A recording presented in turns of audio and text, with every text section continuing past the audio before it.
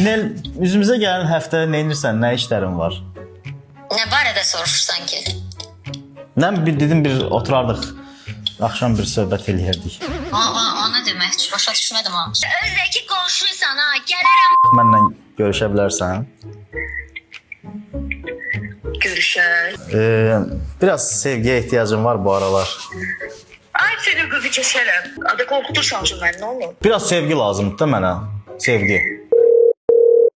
Şəhərdə sevgi havası var ha, deyəsən biraz. Bu aralar biraz sevgiyə ehtiyacım var. Ciddisən? Necəsən, nə var, nə yox? Yaxşıyam, sağ ol. İlkindi danışan. Hə, deyil, kim tanıdın, denə, nə istəyirsən? Niyə belə aqressivsən ki? Adı söz bir dənə vaxtımı alırsan, tez ol da görürüm, hə. Yox, mən sənə ayda ildə bir dəfə zəng eləyən adamam. Sən niyə belə danışırsan ki məndən? Ürəyim belə istəyir, deyil ki, səndən belə danışmaq istəmirəm.